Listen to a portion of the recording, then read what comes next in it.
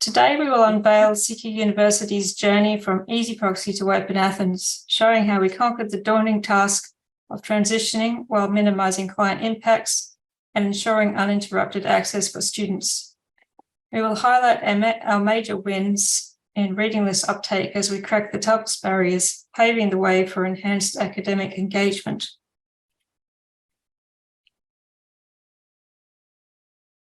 CQUniversity has 13 campuses and libraries across Australia, including a study hub in Jakarta, Indonesia.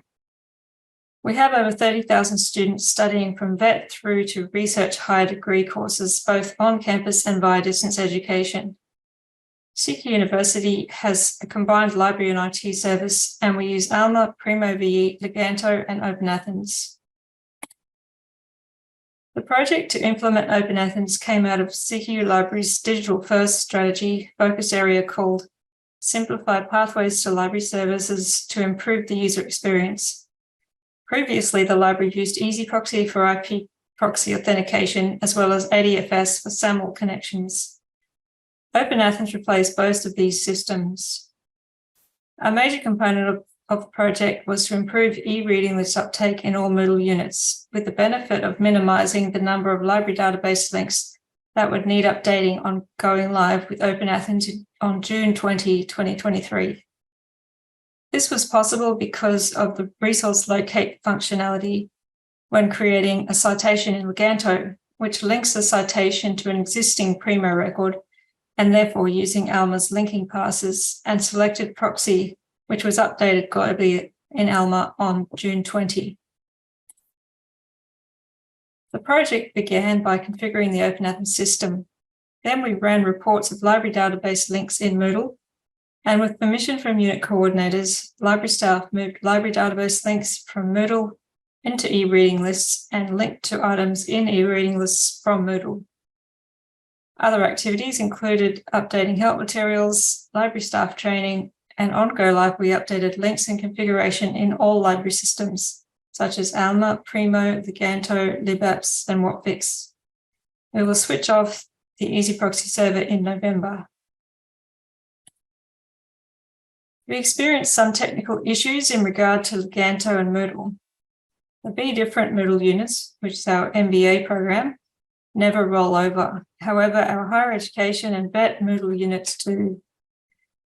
We had to decide whether to use permalinks or LTI links. For those who don't know, LTI stands for Learning Tools Interoperability. LTI acts as a medium to integrate learning tools into another platform. Now back to the project. Regarding permalinks, it's possible to configure permalinks in Leganto to redirect to the latest rolled over citations. However, due to lists rolling over 6 weeks before the start of Term 1 permalinks would start to link to Term 2 e-reading lists prematurely. LTI links, on the other hand, always link to the corresponding terms list even after rollover. So we decided to use permalinks in Be Different and LTI links in HE and VET units. Another issue we found during the project was that Term 2 Moodle units rolled over 6 weeks before Term 2 e-reading lists. We couldn't add LTI links to Term 2 Moodle units until the Term 2 Leganto rollover, so we had to reschedule rollover to an earlier date. A third issue was that LTI links can't be directly added to Moodle workbooks. The workaround was to create the LTI links in a tile hidden from students, set each LTI link as visible to students, and copy the link into the workbook. I will now hand over to Wendy, who will talk more about the work undertaken to engage with academics and update thousands of links in Moodle. So as Petrina said, we experienced some technical issues that we had to make decisions on the go as we navigated our way through the project. Planning for the known was obviously the first step. We knew that link changes were happening, and the very way our staff and student connect with electronic resources would mean that enough communication was needed to inform academics and teachers of the changes, but not so much that it appeared it was any kind of onerous task on them. After all, the vast majority would simply connect via our Primo-based library search and would experience no real difference. The main issue and the focus certainly for this part of the project is what do we do about those links that are library-related resources embedded within our LMS, so in this case Moodle. So CQU operates across 3 terms for our HE sector. There's yearly with varying intake for VET and the same yearly with varying intake for our Be Different offerings. This meant we had to account for the least disruptive time to make changes.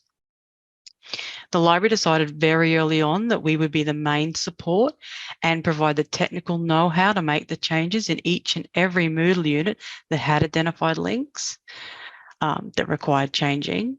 And that was the first hurdle, was identifying those links. And as Petrina said, we ran reports in Moodle, located those links. And once we located them, how would we make sure they were appropriately dealt with, not just in terms of this project, of course, moving from EZproxy and ADFS to the OpenAthens, but to future-proof for any further changes that may occur due to collection and content changes. And so for us, the solution very quickly became Leganto and e-reading lists. At CQUniversity, we implemented Leganto in 2018 as our reading list management solution. We've had a steady increase in use over the years, but always look for ways to gain traction in increasing its use. For us, it meant that the plan was to move links from within LMS, so from within Moodle to Leganto, in order to enable link changes to happen seamlessly behind the scenes for our clients. We then needed to address how do we make available the resources back in Moodle. And as Petrina mentioned, we made use of LTI and permalinks from within Leganto to link content in Moodle back to e-reading lists. We identified schools with units that required changing, then sent out initial communications to the schools to inform them of the changes and why and what the library intended to do. We then sent emails to all affected unit coordinators for units containing links that required updating. We provided them with a list of all the identified links in their units, including details of what tile within Moodle those links would be located or found.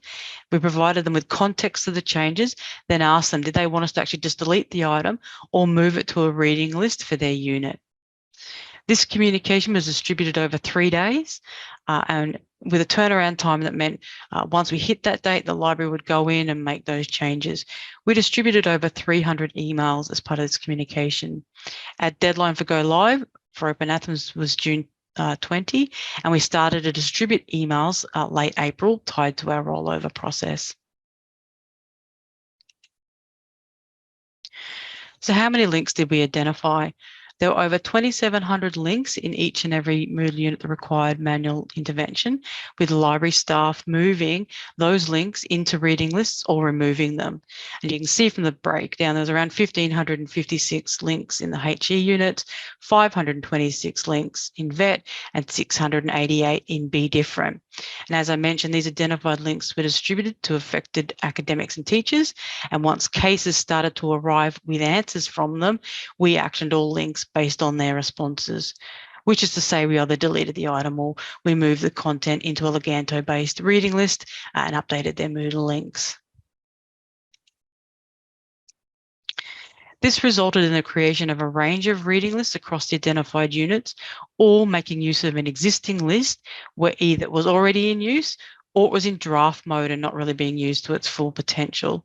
So for those units where we couldn't identify a contact for various reasons or unable to get a response, and time of year did indeed play a factor with marking and other competing priorities, we created reading lists for them, then set them to a holding pattern. And really that we put them into draft, didn't associate them with a course.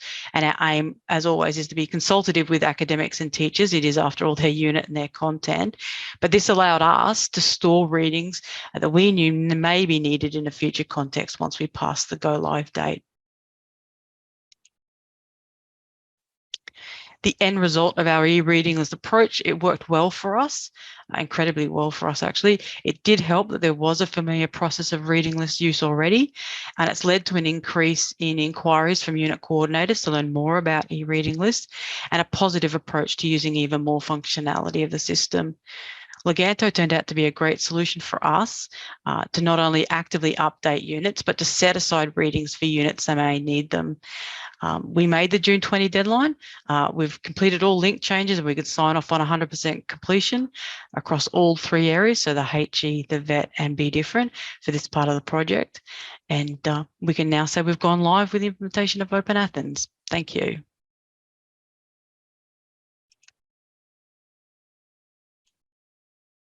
If there are any questions, we're happy to take them.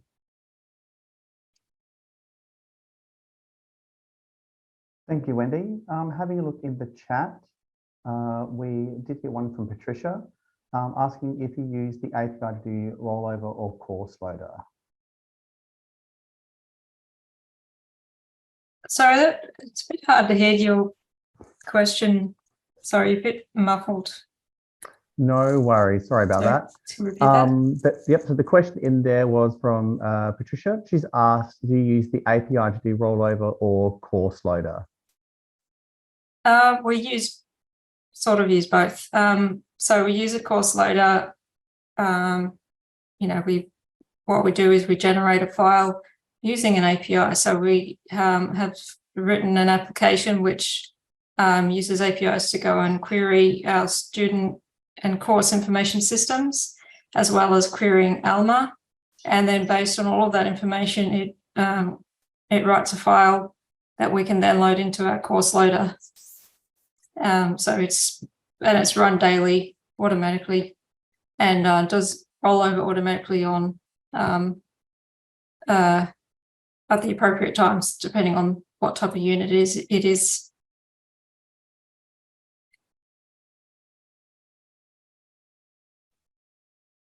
Thank you very much, Petrina.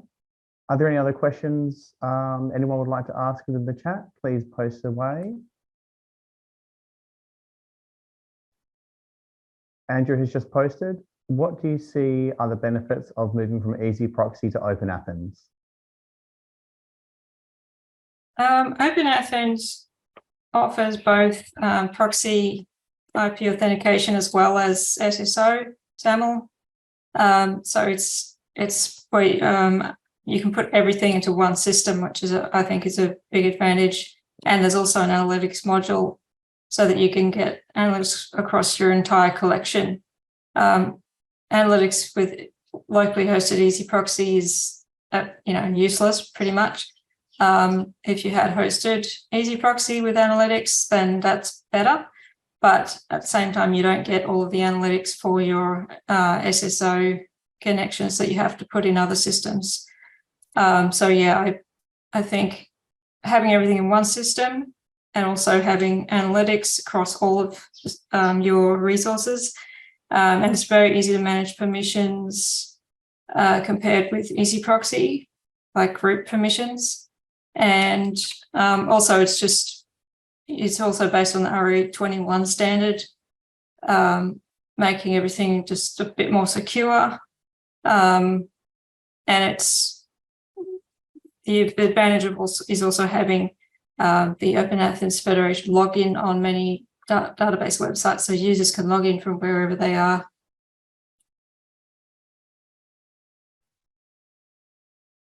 Thank you very much, Petrina. We do have one more question that we will pose to you both. So it's from Robin.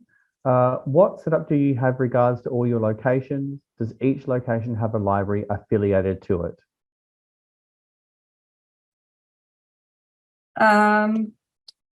Is this to do with Alma or just the university in general, the libraries? I'm not sure. Alma setup.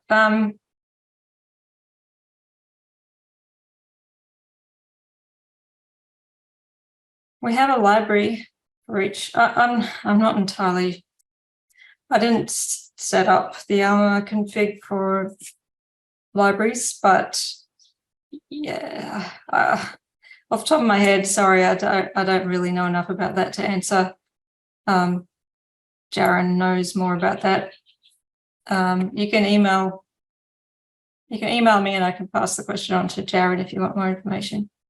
Oh, there he is. Jaren's answering. We have multiple libraries with locations attached. Okay.